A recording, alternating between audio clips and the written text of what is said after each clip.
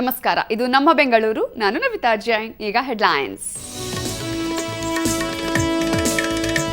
ಮಧ್ಯ ವಯಸ್ಸಿನ ಗೃಹಿಣಿ ಬಯಸಿದ್ಲು ಪರಸಂಗ. ಪ್ರಿಯಕರನ ಜೊತೆ ಸೇರಿ ಪತ್ನಿಯಿಂದ ಪತಿ ಮೇಲೆ ಮಾರಣಾಂತಿಕ ಹಲ್ಲೆ. ಚೂರಾಯಿತು 14 ವರ್ಷದ ಸಂಸಾರ. 2 ದಿನವಾದರೂ ಮುಗ್ದಿಲ್ಲ ಸ್ಕೈವಾಕ್ ಕಾಮಗಾರಿ. ತಪ್ಪಲಿಲ್ಲ ವಾಹನ ಸವಾರರಿಗೆ ಕಿರಿಕಿರಿ. ಬಿಬಿಎಂಪಿ ನಿರ್ಲಕ್ಷ್ಯದ ವಿರುದ್ಧ ನಾಗರಿಕರ ಹಿಡಿಶಾಪ.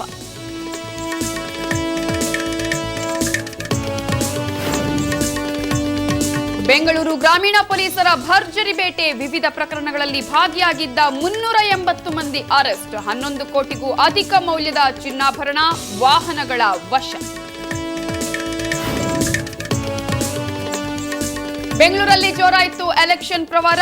3 ಕ್ಷೇತ್ರಗಳಲ್ಲೂ ಗರಿಗೆದರಿದ ಪ್ರಚಾರ. ನಿಲೇಕಣಿ ಪರ ಸಿದ್ದರಾಮಯ್ಯ ಮತಯಾಚನೆ.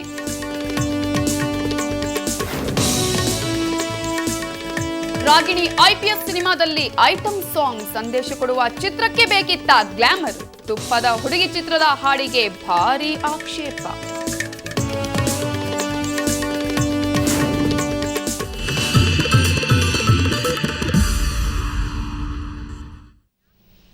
ಪತಿ ಪತ್ನಿ ಜಗಳ ಉಂಡು ಮಲಗೋ ತನಕ ಅಂತಾರೆ. ಆದರೆ ಭರ್ತಿ 14 ವರ್ಷ ಸಂಸಾರ ನಡೆಸಿದ್ದ ಆ ದಂಪತಿಯ ಬದುಕಲ್ಲಿ ಈ ಮಾತು ಸುಳ್ಳಾಗಿ ಹೋಯಿತು.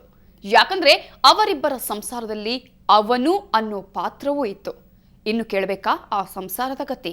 ಇದೀಗ ಪ್ರಿಯಕರ ಮತ್ತು ಪತ್ನಿ ಸೇರಿ ಪತಿ ಮೇಲೆಯೇ ಮಾರಣಾಂತಿಕ ಹಲ್ಲೆ ಮಾಡಿದ್ದಾರೆ. ನಸೀಬು ಕೆಟ್ರೆ ಕಟ್ಕೊಂಡ್ ಪತ್ನಿಯೇ ಯಮಸ್ವರೂಪಿಯಾಗಿ ನಿಲ್ತಾಳೆ ಅನ್ನೋ ಮಾತಿಗೆ ಇದಕ್ಕಿಂತ ಉತ್ತಮ ಉದಾಹರಣೆ ಬೇಕಿಲ್ಲ. ಇಲ್ಲೊಬ್ಳು ನಡು ವಯಸ್ಸಿನಲ್ಲಿ ಪರಸಂಗ ಬಯಸಿ ಸಂಸಾರದ ಗುಟ್ಟನ್ನ ರಟ್ಟು ಮಾಡಿಕೊಂಡಿದ್ದಾಳೆ. ಹೀಗೆ ಮೈ ತುಂಬಾ ಬ್ಯಾಂಡೇಜ್ ಸುತ್ತಿಕೊಂಡು ಆಸ್ಪತ್ರೆಯ ಬೆಡ್ ಮೇಲೆ ಮಲಗಿರುವ ಈತನ ಹೆಸರು ರಾಜು ಅಂತ. ಬೆಂಗಳೂರಿನ ಕುರುಬರಹಳ್ಳಿ ವಾಸಿಯಾದ ಈತ ವೃತ್ತಿಯಲ್ಲಿ ಆಟೋ ಡ್ರೈವರ್. 14 ವರ್ಷಗಳ ಹಿಂದೆ ಕುಣಿಗಲ್ ಬಳಿಯ ಅರಕೆರೆ ಮೂಲದ ಮಂಜುಳಾ ಅನ್ನೋಳನ್ನ ಮದುವೆಯಾಗಿದ್ದ.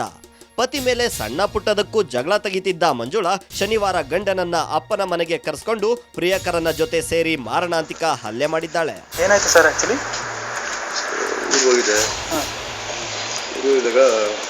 ಕಳಿಸ್ಕೊಡ್ತೀನಿ ಅಂತ ಹೇಳಿದ್ರು. ಕಳಿಸ್ಕೊಡ್ತಾರಲ್ಲ ಅಂತ ಯಾರ್ಯಾರು ಹೊಡೆದ್ರು? ಹಾಂ,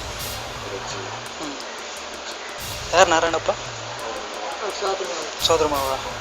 ಏನಕ್ಕೆ ಅಂತ ಯಾವಾಗಿಂದ ಅವ್ರು ನಿಮ್ಗೆ ಬಿಟ್ಟು ಹೋಗಿದ್ದಾರೆ? ಹಾಂ, ವರ್ಷ ಆಯಿತು.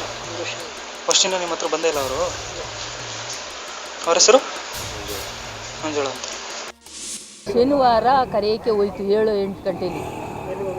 ಅವ್ರ ಅಜ್ಜಿ ಬನ್ನಿ ಅಂತ ಕಳಿಸ್ಕೊಡ್ತೀನಿ ಅಂದ್ರಲ್ಲ ಅವ್ರ ಅಜ್ಜಿಯವ್ರ ಮನೆ ತಕ್ಕ ಹೋದ. ಅಜ್ಜಿ ಕಳಿಸ್ಕೊಡಿ ಅಂತವ ಕೇಳಕ್ಕೆ ಹೋಯ್ತು.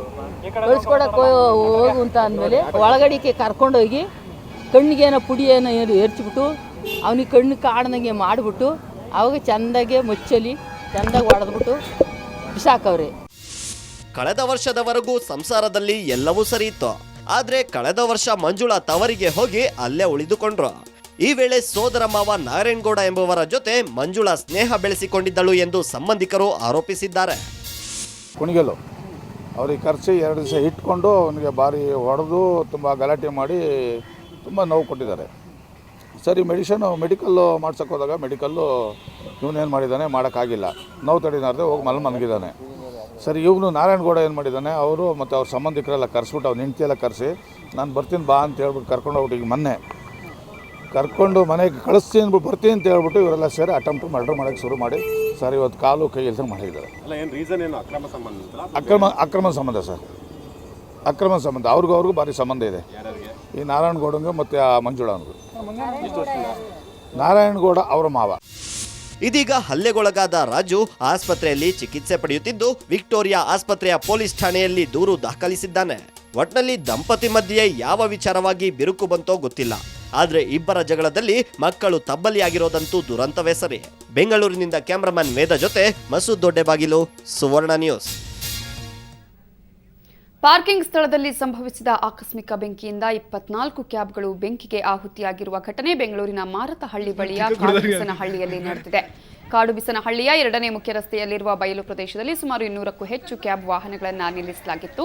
ಮಧ್ಯಾಹ್ನ 3 ಗಂಟೆಯ ವೇಳೆಗೆ ಕಾಣಿಸಿಕೊಂಡ ಬೆಂಕಿ ಒಂದರಿಂದ ಮತ್ತೊಂದು ಕಾರಿಗೆ ತಾಗಿ ಲಕ್ಷಾಂತರ ರೂಪಾಯಿ ಮೌಲ್ಯದ 24 ಕಾರುಗಳು ಸುಟ್ಟು ಭಸ್ಮವಾಗಿವೆ. ಸ್ಥಳಕ್ಕಾಗಮಿಸಿದ ಅಗ್ನಿಶಾಮಕ ದಳದ ಸಿಬ್ಬಂದಿ ಬೆಂಕಿಯನ್ನ ನಂದಿಸಿದರು. ಪ್ರಕರಣ ಆಕಸ್ಮಿಕವೇ ಇಲ್ಲ ಕಿಡಿಗೇಡಿಗಳು ನಡೆಸಿದ ಕೃತ್ಯನ ಅಂತ ಪೊಲೀಸರು ತನಿಖೆ ಮಾಡ್ತಾ ಇದ್ದಾರೆ.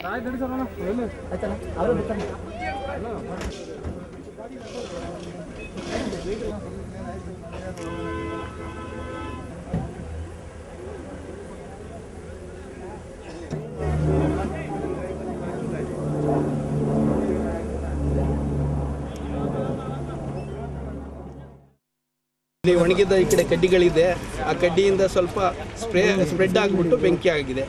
ಸೊ ಇಲ್ಲಿ ಸುಮಾರು 24 ಕಾರ್ಗಳು ಬೆಂಕಿಗೆ ಅನಾಹುತಕ್ಕೆ ಆಗಿದೆ. 24 ಕಾರ್ಗಳು ಸೇಫ್ಟಿ ಅಂದರೆ ನಮ್ಮ ಹತ್ರ ಚಿಕ್ಕದು ಇದೆ ಫೈರ್ದು, ಅದು ಇದು ಮಾಡಿದ್ರಿ, ಎಷ್ಟು ಮಾಡಿದ್ರು ಆಗಲಿಲ್ಲ. ತುಂಬ ಜನಕ್ಕೆ ಒಂದು ಸ್ವಲ್ಪ ಅಯ್ಯೋ, ನಮ್ಮ BBMP ಅವರು ಯಾವ ಕೆಲಸ ತಾನೇ ಹೇಳಿದ ಟೈಮ್ಗೆ ಮುಗಿಸ್ತಾರೆ ಹೇಳಿ?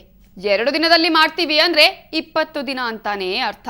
ಇದೀಗ ಮೇಕ್ರಿ ಸರ್ಕಲ್ ಅಲ್ಲಿ ನಿರ್ಮಾಣ ಆಗ್ತಿರೋ ಸ್ಕೈವಾಕ್ ಕಾಮಗಾರಿ ಸಹ ಪಾಲಿಕೆಯ ಲೇಟ್ ಲತೀಫ್ ಲಿಸ್ಟ್ ಸೇರಿದೆ.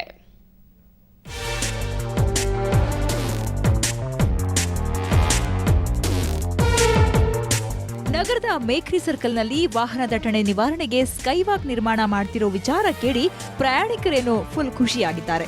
ಆದ್ರೆ ಹೇಳಿದ ಟೈಮ್ಗೆ ಕೆಲಸವಾಗದೆ ವಾಹನ ಸವಾರರು ಮತ್ತೆ BBMP ಮೇಲೆ ಮುಖ ಸಿಂಡರಿಸಿಕೊಳ್ತಿದ್ದಾರೆ.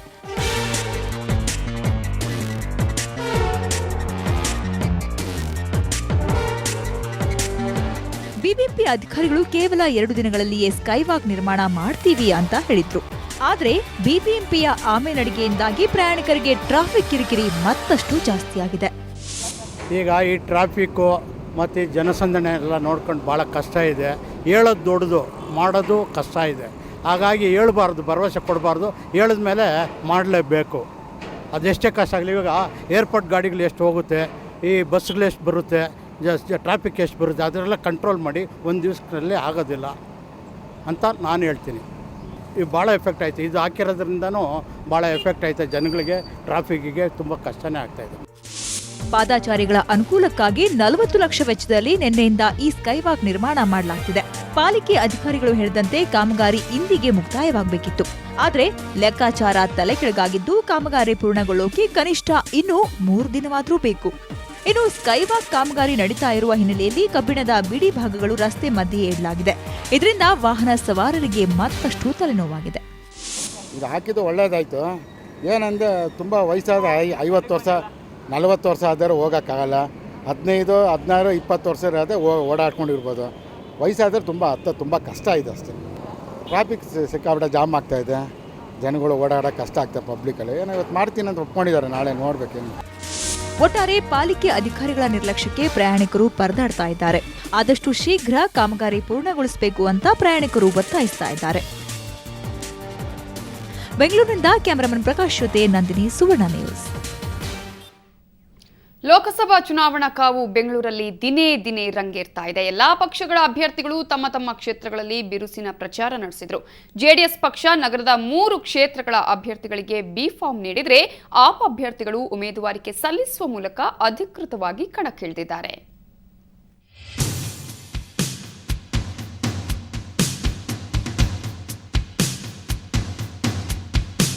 ನಿಲೇಖಣಿ ಪರ ಸಿಎಂ ಸಿದ್ದರಾಮಯ್ಯ ಭರ್ಜರಿ ಪ್ರಚಾರ. ಮತ ನೀಡುವಂತೆ ಅನಂತಕುಮಾರ್ ಪಾದಯಾತ್ರೆ.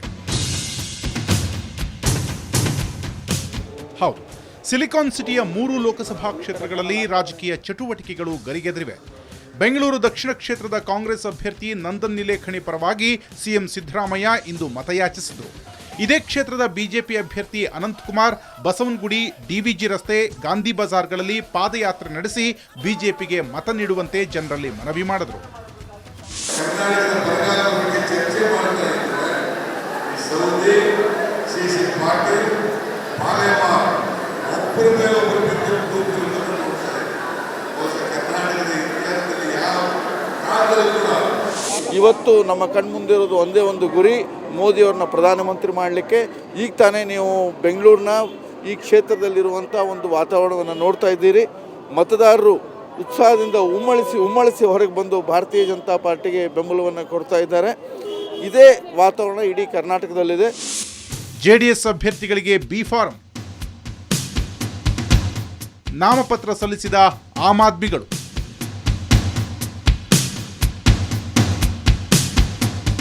ಇನ್ನು ಜೆಡಿಎಸ್ನಿಂದ ನಗರದ 3 ಕ್ಷೇತ್ರಗಳ ಅಭ್ಯರ್ಥಿಗಳಿಗೆ ಪಕ್ಷದ ರಾಷ್ಟ್ರಾಧ್ಯಕ್ಷ H D Deve Gowda B form ವಿತರಿಸಿದರು. ಬೆಂಗಳೂರಿನ ಉತ್ತರದಿಂದ ಅಬ್ದುಲ್ ಅಜೀಂ, ಬೆಂಗಳೂರು ಸೆಂಟರ್ನಿಂದ ನಂದಿನಿ ಆಳ್ವಾ ಹಾಗೂ ಬೆಂಗಳೂರು ದಕ್ಷಿಣ ಕ್ಷೇತ್ರದಿಂದ ಸಾಮಾಜಿಕ ಹೋರಾಟಗಾರ್ತಿ ರುತ್ ಮನೋರಮಾ ಅವರಿಗೆ ಟಿಕೆಟ್ ನೀಡಿದರು. ಬಹಳ ಒಂದು ಶ್ರದ್ಧೆಯಿಂದ, ಬಹಳ ಸಂತೋಷದಿಂದ ಇವತ್ತು ನಾನು ಬಿ ಫಾರ್ಮ್ ತಗೊಂಡಿದ್ದೀನಿ. ದೊಡ್ಡವರ ಆಶೀರ್ವಾದ, ದೇವೇಗೌಡರು ಅವರ ಯಾವತ್ತೂ ಅವರ ಒಂದು ಸ್ನೇಹ ಇರಲಿ, ಒಂದು ಆಶೀರ್ವಾದ ಇರಲಿ ಜೀವರಾಜ್ ಮೇಲಿತ್ತು. ಅವ್ರ ಜೊತೆ ನಿಂತು ಈ ಪಕ್ಷ ಕಟ್ಟಿದ್ದವರು. ಅದೇ ಪಕ್ಷಕ್ಕೆ ನಾವು ಬರಬೇಕು. ಅದಕ್ಕೆ ನಾವು ಭಾಳ ಕಷ್ಟಪಟ್ಟು, ಎಷ್ಟೇ ಕಷ್ಟ ಬಂದರೂ ಈ ಎಲೆಕ್ಷನ್ನ ಗೆಲ್ಲಬೇಕು ಅಂತ ನಿರ್ಧಾರ ತಗೊಂಡ್ರು ಅವರು. ಅವ್ರು ಹೇಳ್ದಂಗೆ ನಾವು ಮಾಡೋಕ್ಕೆ ರೆಡಿ.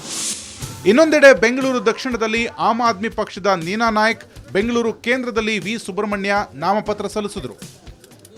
ಬ್ಯಾಂಗ್ಳೂರು ಸೆಂಟ್ರಲ್ ನಾನು ಕಾನ್ಸ್ಟಿಟ್ಯೂನ್ಸಿ ಫುಲ್ ಹೋಗಿದ್ದೀನಿ. ಒಳ್ಳೆ ರೆಸ್ಪಾನ್ಸ್ ಇದೆ. ಆಪ್ ಎಲ್ಲರಿಗೂ ಗೊತ್ತಾಗಿದೆ. ಎಲ್ಲರೂ ಚೇಂಜ್ ಕೇಳ್ತಾ ಇದ್ದಾರೆ. ಕರೆಂಟ್ MP ಯಾರಿಗೂ ಗೊತ್ತಿಲ್ಲ, ಅವರು ಕಾನ್ಸ್ಟಿಟ್ಯೂನ್ಸಿ ಹೋಗಿಲ್ಲ. ಕಾಂಗ್ರೆಸ್ ಏನು ಮಾಡಿಲ್ಲ, BJP ಏನು ಮಾಡಿಲ್ಲ. ಎಲ್ಲಿ ಹೋದ್ರೂ ಗಾರ್ಬೇಜ್ ಪ್ರಾಬ್ಲಮ್, ರೋಡ್ ಸರಿ ಇಲ್ಲ, ಟ್ರಾಫಿಕ್ ಸರಿ ಇಲ್ಲ, ಎಲ್ಲರೂ ಕಂಪ್ಲೇಂಟ್ ಮಾಡ್ತಾ ಇದ್ದಾರೆ. ಎಲ್ಲರಿಗೂ ಚೇಂಜ್ ಬೇಕು. ಆಮ್ ಆದ್ಮಿ ಪಾರ್ಟಿಗೆ ಸಪೋರ್ಟ್ ಸಿಗುತ್ತೆ. ಬ್ಯಾಂಗ್ಳೂರು ಸೆಂಟ್ರಲ್ ಡೆಫಿನೆಟಾಗಿ ಈ ಸಾಲಿ ಆಮ್ ಆದ್ಮಿ ಪಾರ್ಟಿ ಗೆಲ್ಲುತ್ತೆ. ನಾಮಪತ್ರ ಸಲ್ಲಿಕೆಗೆ ಇನ್ನೂ 2 ದಿನ ಮಾತ್ರ ಬಾಕಿ ಇದ್ದು ರಾಜಧಾನಿಯ ರಾಜಕಾರಣ ಇನ್ನಷ್ಟು ರಂಗೇರಲಿದೆ. ಬ್ಯೂರೋ ರಿಪೋರ್ಟ್, ಸುವರ್ಣ ನ್ಯೂಸ್. ಈಗೊಂದು ಚಿಕ್ಕ ಬ್ರೇಕ್ ಆದ್ಮೇಲೆ ಮತ್ತೆ ನಮ್ಮ ಬೆಂಗಳೂರು.